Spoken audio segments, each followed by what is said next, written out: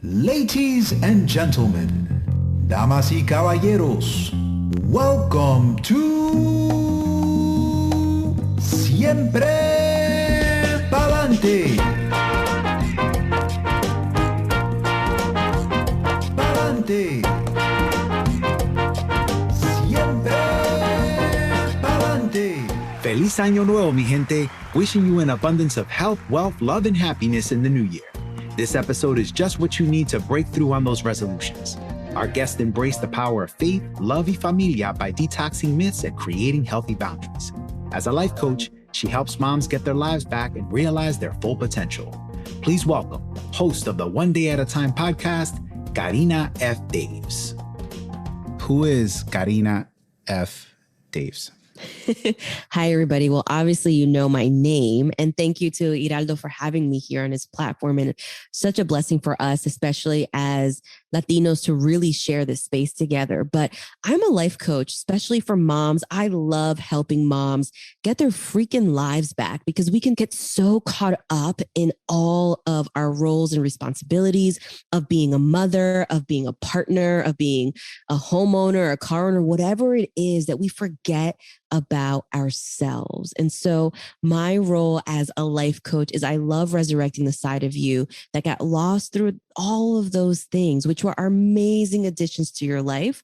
But my job is to bring you back. I'm also the podcast host of One Day at a Time, also known as ODAT, where any episode, I'm telling you, will speak life into you and will literally make you feel like you can do anything.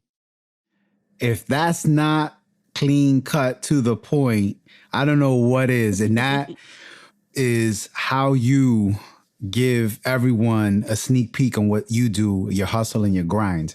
So this wasn't always the case. You started from somewhere. Who were some of the folks early on in your life that helped shape the person you are today? Yeah, that's such a deep question. And I thank you for asking that, because plenty of times, one of the things I talk about, especially just with the people that I help, is that we look for so much validation from our family for everything that we do, the decisions that we make, the people that we date, the things that we purchase. And I think it definitely is embedded and part of the recipe of our culture to just be in unison, be in part of community. We're just so passion-driven people that it only makes sense that that validation really had to come from a younger age or from our family.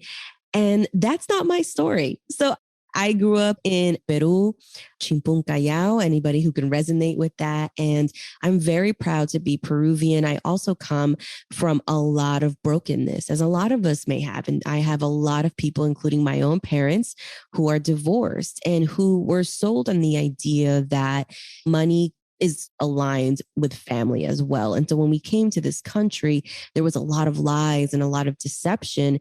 And growing up, there wasn't a lot of value on loyalty and honesty. And those are some of the things that I had to actually learn in my later years in making decisions that weren't good, in crossing the line with people and not valuing the things that they told me, because I grew up in an environment where the chisme was the chisme, right? Like, you just continuously tell the story of somebody that told you to keep it a secret. When I arrived to college, I had already had 17 years of people telling me, you have such a strong voice and passion to help people that you need to become a lawyer. Because my parents' mindset growing up from scarcity and not having much, they only really understood that you could only have power if you were a lawyer or a doctor. And so that was instilled in me. There were plenty of times where I would wake up and I would say to my parents, like, I really want to go to a homeless shelter. I really want to help fundraise for this and for that.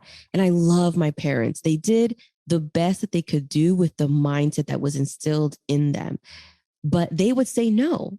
Even at 19, when I was given the opportunity to pilot a program in Ghana to work with the United Nations, in Ghana, my mom said, no, you can't go. And if you go, we're going to cut you off. Because in her mind, it was, you're going to get hurt. You can't do stuff like that. And I went anyways, and my mom cut me off. because of the values that we grew up with, right? Like those things and stepping outside of our comfort zone is scary. And so while my upbringing taught me a lot and there was a lot of love, I'm not going to deny that, there was also a lot of fear. And so I didn't really learn a lot about values and boundaries and loyalty and love and what love should look like and how to really advocate for myself and be that change agent till I was much older in college, where I would say was the place where I made the most mistakes, the place where people saw something in me and took me under their wing. I remember one instance, I was in somebody's office. I had a 2.3 GPA and I wanted to be a research assistant. And the dean looked at me and said, "Have you seen your grades?" And I said, "Yeah, but like, I would be so good at this." And she said, "I mean, the kids that we're accepting into this program have like 3.5s, 3.7s." And I'm like, "I know that, but if you just give me a chance, I know that I can do this. I'm changing my life for the better." I had a really messed up first year. I focused on the partying, wilding out, staying up all night, drinking, doing things I shouldn't have done. And I'm ready. I'm ready for more. You just have to take a shot on me. And she said, "All right, we're taking a shot." She took a shot on me and it was one after the other. Like people just looked at me and said, "All right, we choose you." I didn't have the best qualifications, but I had the best quality over qualifications. I had a story to tell. I had something that I wanted to work on. And I was kind of like selling myself, where I was like in this place of telling people, if you want to be and leave your legacy a certain way, help me. And I learned the power also of selling at such a young age, but also pulling through. Like I rarely let people down at that point. But to answer your question, I love my family and I love the culture I grew up with, but a lot of it was toxic. A lot of it I needed to dismantle. And a lot of it I'm actually breaking a lot of generational toxicity now being married. I mean, it's really taboo to even go to therapy, right? But like my husband and I have worked so hard on our marriage, and that began when we started therapy. But yeah, that's where I started really working on myself, was in college. Wow. You just saying Peru off the bat. Peru's culture is beautiful, just like all Latino cultures. There's little traditions that all cultures have, that we do this on this day because of this. We honor our ancestors this way because of this. What are a few that stand out to you that make your heart smile? So two of the things that I brought with me are community and valuing celebrations. I didn't grow up with a lot of money, but I knew that events like important dates were just huge in my family.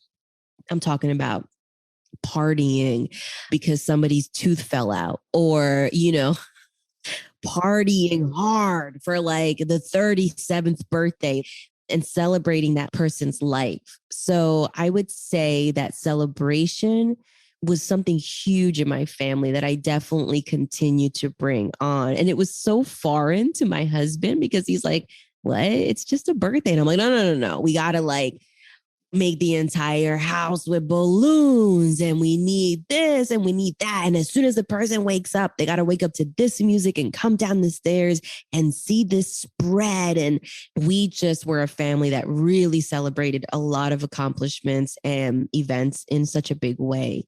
And also what I bring with me is community. We were the type of family that we're just there for people no matter what. This is where we have to come together a lot of times, because I'm sort of like, if somebody places out their hand, I'm like, "Oh, whatever, let's help him." And my husband's more so like, "Well, do they have a knife on them? Do they want to kill me? Are they okay?" He's more of the protector type of person. And I'm sort of, let's help them all. And so the building of community really is a value that I bring on. I'm the person that like walks down the street in the morning and says hi to like every neighbor that I see that's like half asleep, getting their trash out. And I look crazy, but I don't care. Like I really value community. And that is why I even got into the coaching business, because I really do believe that God has placed me on earth to uplift and advise and build up women, especially moms, who through some of the toxic cultural mindsets that we have about moms and the things that moms should do really tend to lose themselves. So community and celebration are two things that I really do believe I brought with me. Celebration and community. Tell me about the most favorite celebration you had, like the one that stands out. What was the one that stood out and why? I have two. One that's the funniest, and the one that I always think about and stand out is my grandma's 65th birthday. And the reason why it stood out is because Latinos really don't know how to measure space versus population that they're inviting to this space. I don't think we do a good job of this. And the house was packed. And I just remember so much laughter, like laughter above the music. I remember so much food. And I was about like 12 or 13 years old. And then I remember going to bed. And then I remember waking up and everybody was still there. And they were now got fish to make ceviche. And they were just like, we got to still eat breakfast. And I was like, wow, like you guys will never leave. And then there's a famous song. I don't remember the name of it, but it says, no hay cama pa tanta gente. And so my grandma started playing that song to sort of like cue people like, hey, this song means there's not a lot of beds for everybody. So get out of my house. And that was people's like laughter and cue to leave. And then my second celebratory moment has always actually been when we celebrate our anniversary with my husband. He's so intentional about the way he does because we're learning each other.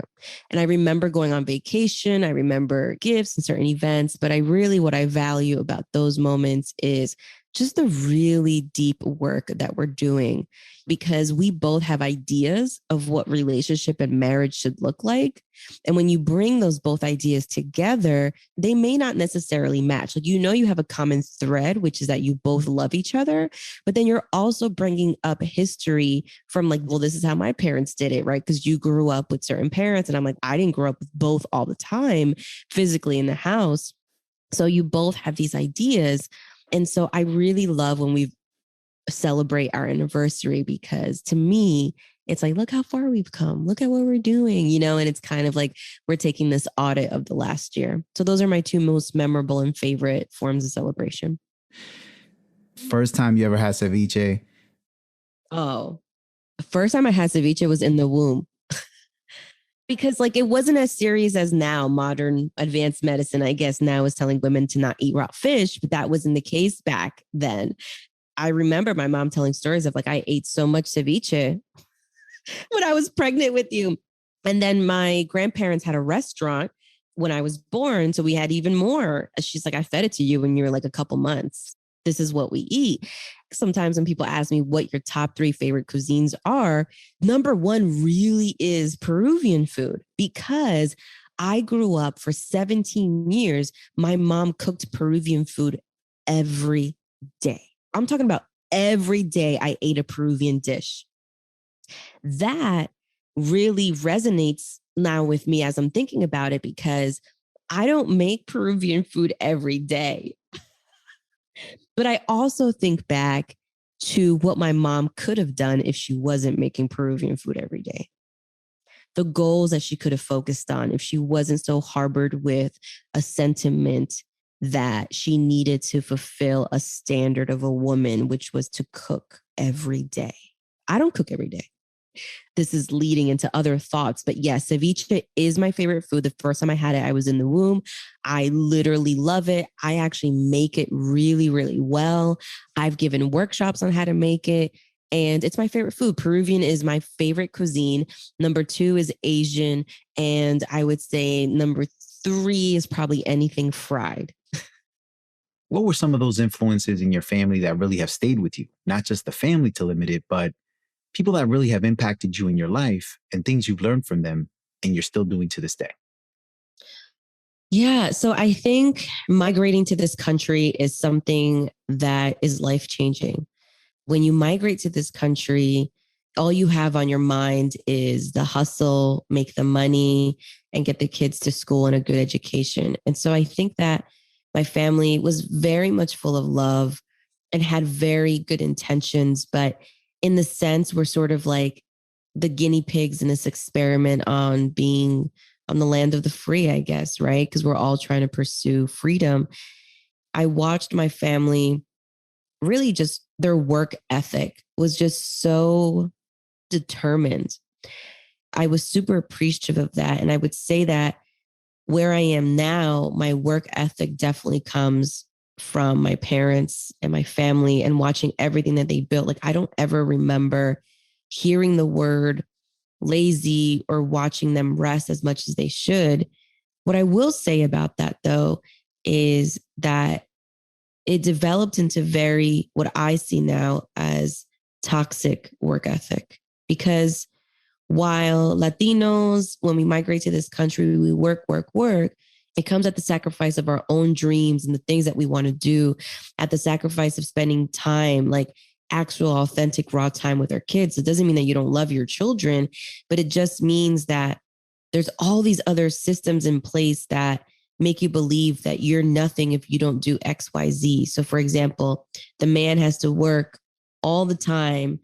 He's not a man if he doesn't work his butt off and sleeps 2 hours. And then the woman, she can stay home or she can work, but then she also has to get all these other things done, all the chores done in order to make it feel like she is a woman, because she can cook and she can fold clothes and she can take care of a baby. And so I would say that in my 30s is really when I started to unpack my work ethic and realized that it was a little bit toxic. I was working in this very loyal mentality where I felt like I owed something to somebody because they gave me a job rather than I earned it myself. You see, in my family, it was very much this feeling that they had to be loyal to their place of employment because they gave them a job, rather than my parents earn that job, rather than them having the skills and the intelligence to earn that job.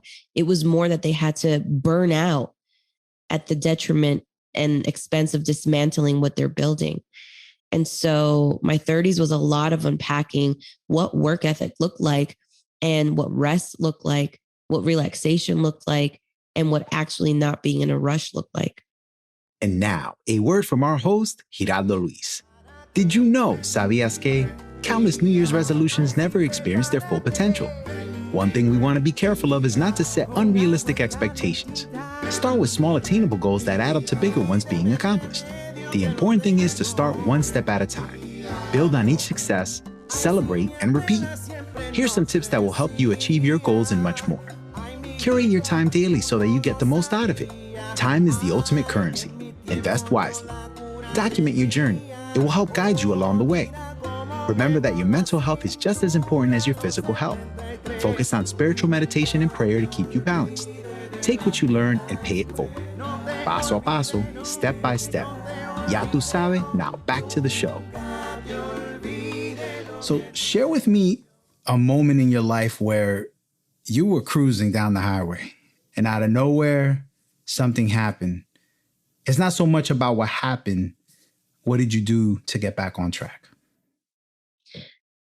The biggest life event that I talk about constantly, that while I love my family and I love the community I built, one of the biggest things that happened to me was that I got sick. Actually, I got hurt first and then I got sick. So I had created the life that everybody wanted for me. I had become this human checklist where I was checking things off, like getting a degree, then getting a master's, then getting a full-time job, moving out of state, dating somebody, getting married, having a child, moving in with them, saving up for a home. I never realized, I never stopped to think if this is really what I wanted for myself. And as a woman and as a wife and as somebody who had a career, yes, I was in love with my life, but I had to really stop and think, if I'm doing this to make mommy and daddy happy, am I here now? Did I get this degree for them? Did I get my master's for them? Or was that something that I really wanted? And I ended up breaking my foot in 2017. And it was the first break that I had from work. I was out of work for about 6 to 8 weeks with this broken foot. I ended up having surgery. And it caused me to have a lot of alone time with my thoughts. And I actually had my baby at this point already. I started to think to myself, what am I doing? Am I good? Do I like myself? And then a month after that, I lost 80% of hearing in my ear. And then my son almost died during a very routine ear tube surgery. Then my husband was diagnosed with Lyme's disease. Then our cars were totaled in front of our home 3 times. So then it was insane because then I ended up getting an infection in my body, which caused me to live with a drain in my body for the next 2 years, in which I had to change the gauze every 30 minutes. I wasn't happy. I was at the point where my pain level was so high, I ended up having to have 5 surgeries because the infection kept coming back. It was brutal. And I remember after the 3rd surgery, I was in the doctor's office getting a second opinion. And he looked at me and he said, so how much of Valium are you taking? And I said, none. They only gave me Tylenol. And he said, the reason why you're not healing is because we actually have to put you out so you could actually heal, wake up, not be in pain. And it was this moment where I just looked at him, and what he said to me resonated much more deeper than the pain that I was going through. What he was saying was that rest and healing is required in order for you to feel like the most authentic part of who God wants you to be. And this doctor was actually a Christian. And we sat there and I said, Doc, I'm in so much pain, but I'm afraid to take pills like Valium. And he said, listen, we're going to put you on this regimen. You're going to have to do this for a couple weeks, but it will heal. You will get healed. You're in so much pain. You're at above a 10. You're not able to see your blind spots. You're not able to see. So then your body can't function and your body can't heal. We need to take out certain things. And so I said, okay. And so I went home and I said to myself, if I have to do this for my body, then I need to do this probably for my life. There are probably things in my life, people in my life, and habits in my life that I really need to break from. And so I started journaling. The hour that I was awake in pain, I'm telling you, I would get up in agony, screaming, right? In the shower, screaming in the kitchen as I got breakfast ready for my son. It was so bad. I remember journaling, and through journaling, I realized that there was a lot of toxic people, a lot of boundaries that I didn't create for my life that I needed to detox from in order for me to reach not a higher level, but for me to reach the state of where I should be rather than where everybody was telling me to be. I am a very joyful, laughing, smiling, light up the room type of person. I am the life of the party. But at some point, I had allowed things in my life that no longer served my future. In addition to the journaling, what other things helped you persevere? Saying no. Saying no. I'm a yes person. Like I say yes to everything. I am the ultimate people pleaser. And that really comes from my culture. You have to help everybody at the expense of possibly dismantling your own life. I felt so much guilt. I have to say, I remember feeling so guilty about saying no, but now 5 years later, I feel great. But, you know, especially in the Latino culture, we don't grow up saying no to people that need help. We don't grow up saying no to somebody. I mean, if somebody 5 years ago called me to help them move and I already had plans, I mean, I would drop everything. And I would need to do that because I really wanted to be a good friend. But I realized that nobody's keeping tabs on this. Is there any other messages you want to send to the listeners about what you went through? Yeah. One word that is really taboo in our community and for people of color is therapy. Therapy helped me unpack and stop and think about what I was doing. It helped me realize that there were certain things that I was not worrying about and saying I was over it when in reality I wasn't. People misperceive it. I also went to marriage therapy with my husband. And I mean, we went through it for about close to 3 years. No marriage is perfect, but there were a lot of things that we even unpacked in that. And I would say that saying no, really detoxing from certain habits and therapy really helped propel me to have ideas. You see, like what happens is that when you go through therapy, you're able to unpack things that have been locked in a box and that kind of fog your current state of mind and don't help you see as clear as you need to. When you get therapy and go through that, it provides a sense of clarity. Yes, you will probably cry and be upset that whatever happened to you happened, but it gives you a sense of clarity. So now you can open up the creativity vault in a new, profound way. I've always been a very creative person. I mean, I've been designing since I was 14, 15 years old. I've been throwing birthday parties and events and talking to people and being in communities and volunteering. Like that's who I've always loved and wanted to be.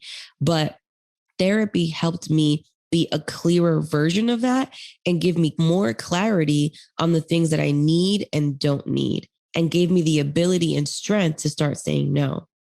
I also want to say about therapy, it not only gives you an opportunity to unpack and give you clarity, but it gives you tools. So what I will say is that like we go through life thinking that we made it through something and we made it with our joy and our positivity. And yeah, that's great. That's what I have thought for over 20 years, that I was over my parents' divorce, that I was in a space where I was like, whatever, like they weren't meant to be together and it is what it is. And I love both of my parents and I'm super positive about it. But what I didn't realize is that when I got married, some of the traits and habits that my parents had during their divorce actually came through in the beginning of my marriage. And when I went back to therapy, the therapist helped me unpack that and to see the correlation between those two. And that's what you call clarity. But then therapy is an extra step. It also says, try this. This is a tool for next time you have this situation and you feel that way. So the next time you have grief, the next time you have loss, I know you did it this way, but try it this way because it can actually help you even more. So would you rather show up to an open house and not know how to get a mortgage? Or would you rather show up to an open house and already have gone to see the therapist who's the mortgage lender and talk to people and realize that this is how you get a mortgage, so that when you show up to the house, you know exactly what you're doing? You've been pre-qualified. You've gained the skills. You've gained the armor to go in there and realize, okay, this is how I negotiate. Don't get upset at the realtor. This is how I talk. This is what I look for. I know broken windows, like whatever it is that you're looking for. So it's not just clarity, but it's also the tools to be able to purchase the next step of your life. It's just different. In addition to what you do in your profession, your career, you help moms become super moms. You give them the tools of the trade. You give them advice. You prepare them. What are some other things that you do to pay it forward in the community? Just paying it forward. What are some of the things you do? My husband and I, especially given COVID and the things that are going on, we're really in the season of pouring into each other. My husband works also a 9-to-5 as a master technician. And one of his dreams is to be a race car driver. And one of my dreams was always to open up a business and become a life coach. And so that's what I am today, a life coach for women, especially moms, helping them get their lives back. And my husband's goal was to run 8 seconds down a quarter-mile track at over 160 miles an hour. That's his goal. We spent, I would say, the first 6-7 years of our marriage serving a lot. We were part of our church community, church online, volunteering, giving back, visiting people. I would say we were pouring a lot. And I'm not saying it was anything bad, but COVID really allowed us to see that church is just a building and you can have church anywhere. And so we began having church at home, not even pastor led, just scripture led, and us talking and having conversations with our children and really having our own community here and enjoying that rawness. So right now, when I think about giving back, I'm pouring more into my husband, myself, my family than I ever have in the last 9 years. I know that COVID did that because Right before COVID hit, I had my second son, Levi, in November of 2019. And I remember I was going to start a podcast. I was going to start a whole bunch of things, launch a website. And I was getting back into this dangerous place of checking things off a list. And COVID really stopped me, and it stopped our entire family. This family has been at its best when it pours into each other. In the last year and a half, that's really what we've been doing. It hasn't been easy, but it's been a really beautiful miracle to watch. It really has. What is legacy to you, and what are you doing now to pay it forward to contribute to that legacy? I think for us, there's several legacies that we're building here. Individually, as a woman and a woman of God, as a wife, as a daughter, as a mother. And then my husband and I constantly talk about the Daves dynasty, my last name being Daves. We constantly are talking, does this help the Daves dynasty? Does this build generational knowledge? Does this build generational wealth? Does this build generational freedom? Does this break us from the chains of generational toxicity of the way our parents used to talk to us, or the way that we grew up thinking about money? For me, and solely for me, as a woman of faith and as a woman of God, Christ is my legacy. People used to shame me for only speaking to my kids in Spanish. They used to talk about how it would back them in their development. And I remember thinking, like, I only have a few things to pass down here. And that is our Christianity and our community in growth in our faith. And then there's my culture and my faith. These are the two things that are part of my legacy that I got to pass down. And then the third thing that I'm passing down is new habits, new mindsets, new treatments of people, the way we manage our money. All those three things, when I think about my legacy, I center it around our faith, our culture, and breaking past generational toxic habits.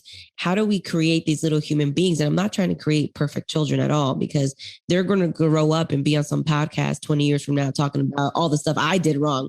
I know that, but we'll get better with time. And I want my kids at the end of the day to know that I tried.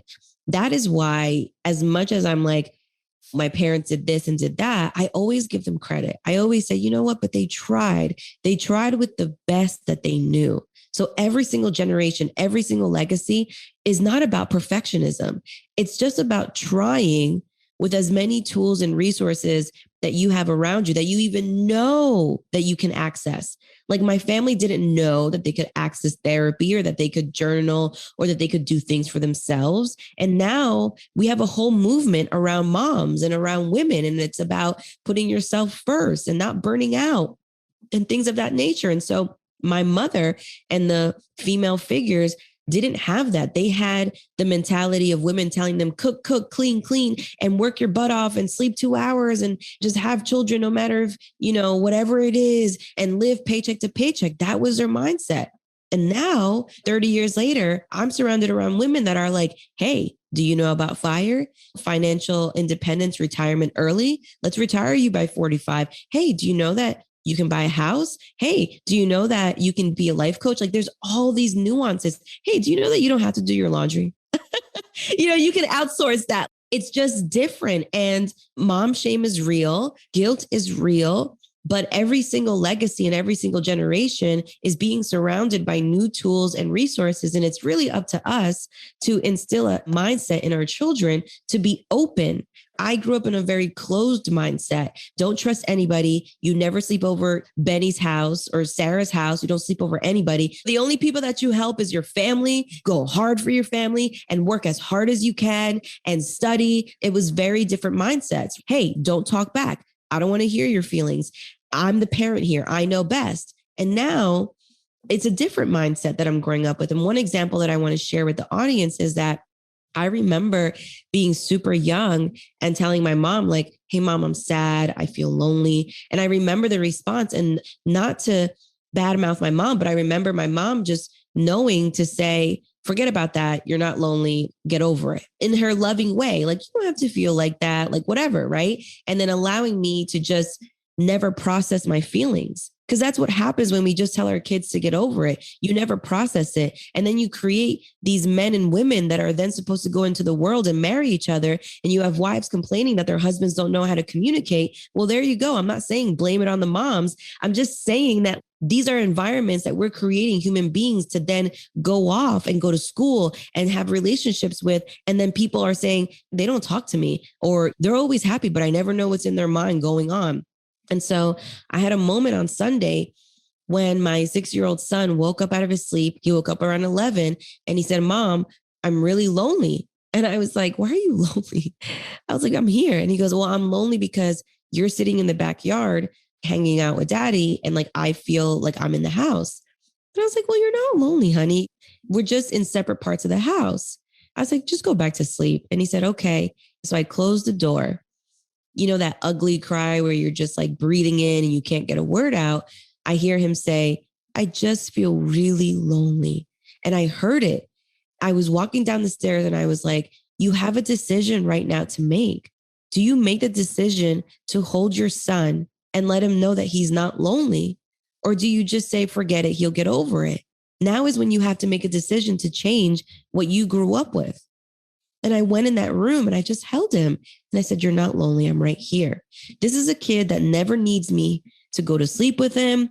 We've never co-slept. He just randomly woke up and felt lonely. I tried to process the loneliness with him. He didn't understand it. He just needed to be held. And I want this Black Peruvian boy to realize that if his wife ever says to him, I just want to be held, that he doesn't shrug her off, that he says, all right, baby, I got you. That's a legacy right there. Gracias, Karina, for motivating us to break through in the new year. Your story and advice gives us the roadmap to create positive change in our lives. For all my listeners, kindly rate and review the show. 5 stars and little love go a long way. Check the show description for more info on where you can find Karina via social media. A special Palante shout out goes out to my team, guests, and listeners who continue to help grow this cultural space. Thank you for all your love and support. Next week, our guests will be Gwen and Doug Bryant. They are leading the way in colorectal cancer awareness, challenging health experts to think differently. How they got here is a story of faith, hope, and legacy. You don't want to miss it. Tune in and tell a friend. Hasta la próxima. Palante.